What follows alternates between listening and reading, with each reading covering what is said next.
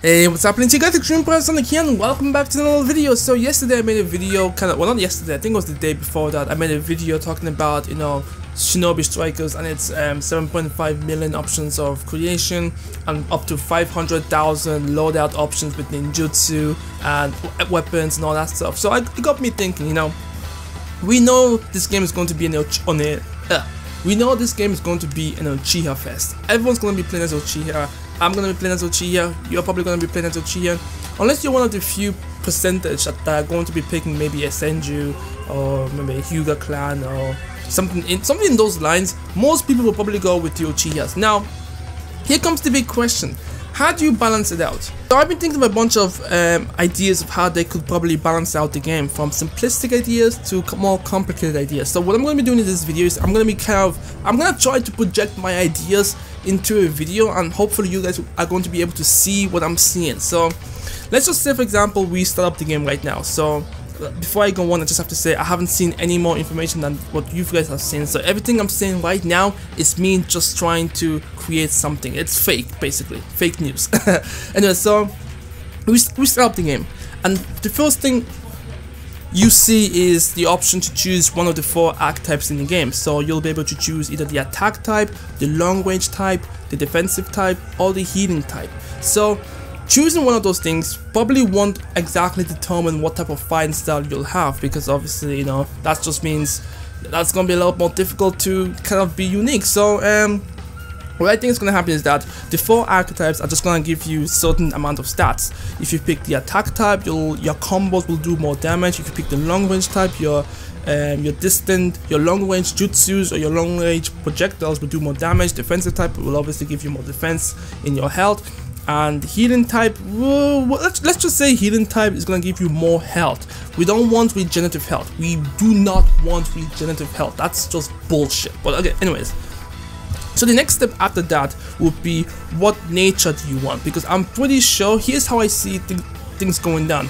We know in the Naruto world there's about, let's see, fire style, water style, lightning style, earth style, wind style. There's 5 natures in the Naruto world. Plus, obviously, if you want to count yin and yang. But I don't think they're going to give us yin and yang, so we're just going to put them aside for now. But there's 5 natures. And the game is going to ask you which nature that you want. And I think by picking the nature, it'll determine what jutsus you'll be able to use. Because if you remember seeing that 16-minute gameplay that I showed during the PlayStation Japanese live stream or something like that, you have 3 jutsus and an ultimate.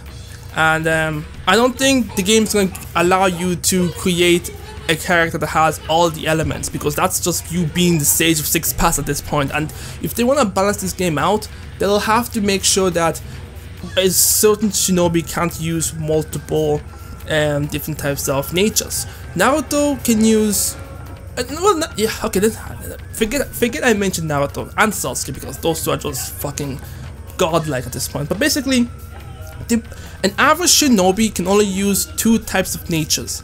So if they give us 2, that's fine. I feel like 2 would be kind of enough. 1 is okay too. So let's say, for example, a person picks fire style. You'll have a platitude of jutsus that you can choose from. So if you're someone who has a fire nature character, you'll be able to choose fire style fireball jutsu, fire style phoenix flower jutsu, or your ultimate could be fire style great annihilation flame jutsu, or something like that. You know what I'm saying? So yeah, so maybe for the sake of it, let's say you get to choose 2 types of elemental nature, just to mix things up a little bit. Then the game's gonna ask you, probably, I feel like it's gonna ask you, after you choose your nature, which kind of genetic ability do you want. So when I say genetic abilities, I'm not excluding things like sage mode or anything like that. Those are all included in this genetic option. I just don't know what the right word would be to describe all that kind of abilities. So we know we have Sharingan, Byakugan, Shadow Paralysis Jutsu, Human Expansion Jutsu, just things that you inherit from your ancestors. So obviously Sage Mode included as well. So we have the Sage Mode, the different type of Sage Mode. There's the Snake Sage Mode, the Toad Sage Mode, all that stuff. So how do you balance things out? How do you balance it out? Because we know the majority, 80% of the community is going to be Uchihas. There is no denying it.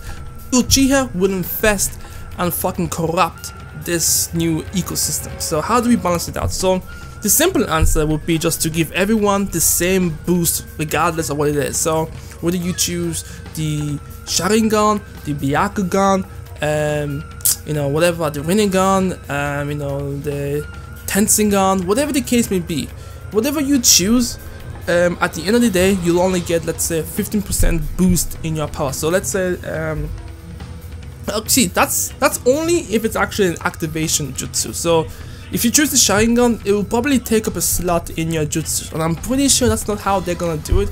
I feel like they're gonna do it in a sense that if your life is like 40% health wise, you know, you'll automatically activate your, you know, genetic inheritance or something like that. I don't know.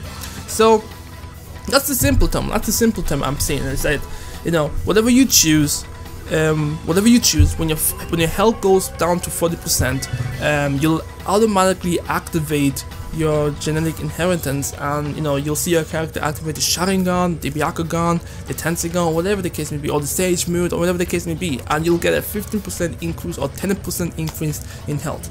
That would be the simple way to do it, but at the same time, I don't know how that's gonna work game wise, because that's the simple way. Now here's the complicated way. Let's go back from the, not the beginning, but let's go back to the selection of genetics.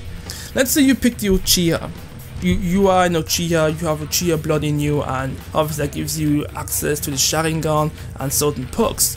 Now, if the perks for an Uchiha ends up being stuff like your jutsu power gets increased, and you know, you get the Sharingan, stuff like that, that would be fine. But then how do you balance out things like the Byakugan? Because the Byakugan, you know, from what we know when it comes to the Byakugan, it's that it only blocks out the chakra flow of your opponent. So, you know, it comes down to balancing, and that's why I'm kind of getting worried when it comes to this game and how they're gonna balance it out, because we don't want another Xenoverse 2. You know what I'm saying? Because anyone who plays Xenoverse 2 probably has a Saiyan class or is playing as a Saiyan person, and it gets boring when you see everyone being the exact same thing. I'm not saying people shouldn't be. I'm saying that if they're gonna make this game work out, especially when they're saying things like the character creation system in the game is gonna be able to produce up to 7.5 million unique characters with up to 500,000 loadouts for ninjutsus and weapons. It's like, bruh. So I feel like that's how. Let's go back to my initial simple idea. I think that's how they're gonna do it. You'll pick your, you know, your archetype, then you customize your character, you know, facial structure, size, body weight, all that stuff, and then you'll probably choose your your chakra nature. So, you know, if you're going to pick a fire nature, you'll have access to fire style jutsus and only fire style jutsus.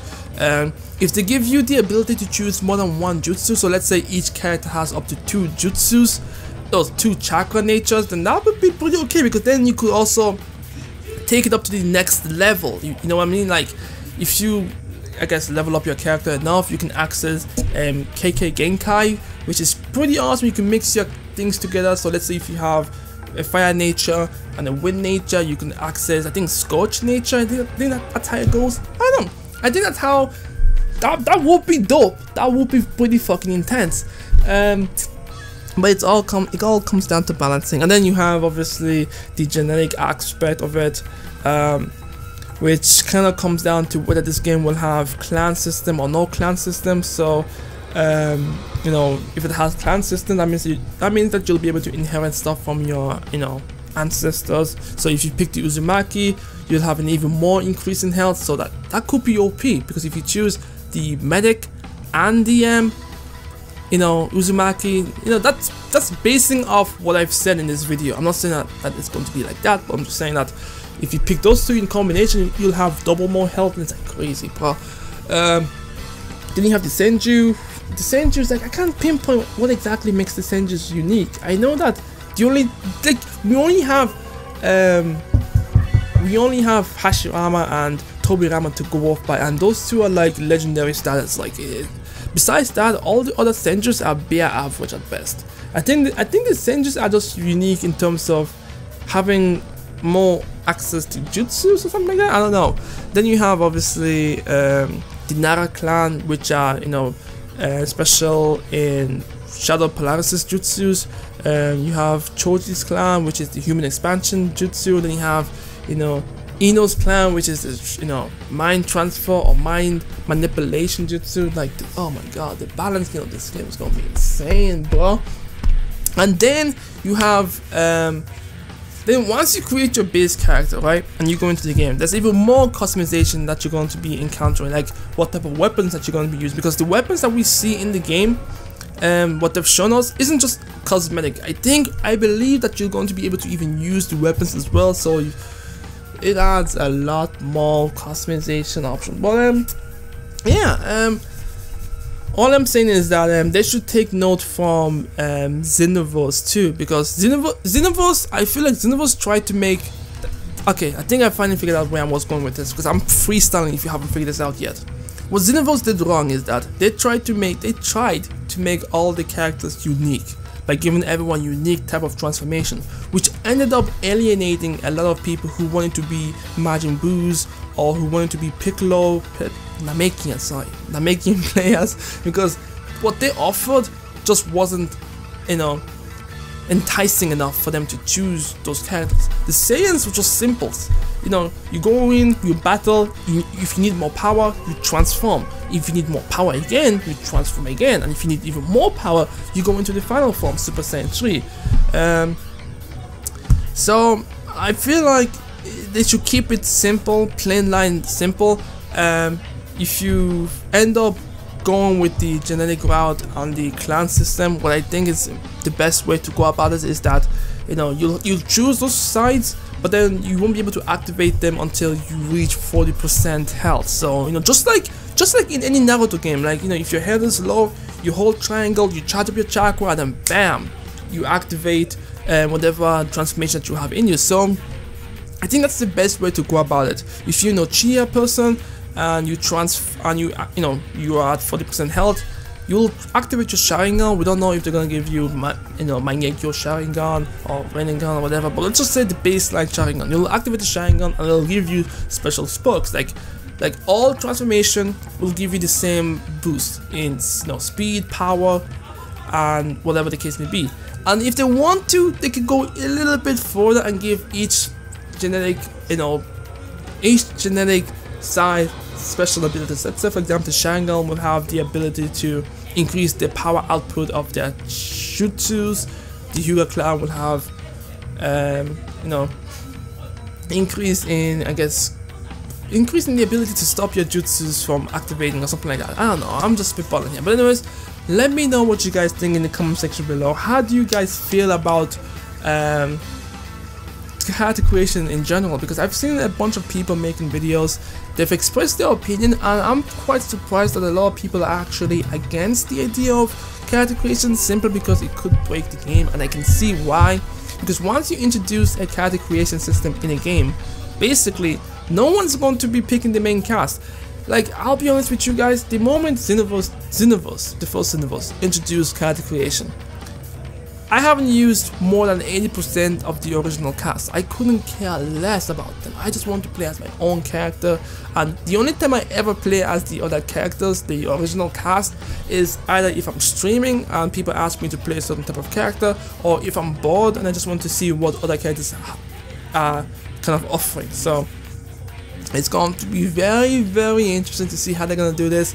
But anyways, I'm Stream Price Sonic. Thanks so much for watching, and yeah, let me know in the comment section below your ideas on how you would kind of balance out the character creation thing, because I know, like, the fan base will just want to be OP as fuck. I can see someone wanting to have all of the chakra options, all of the Genki Kenkai options, all of the dojutsu options, so they can create the almighty sage of 6 paths, but a clone of him.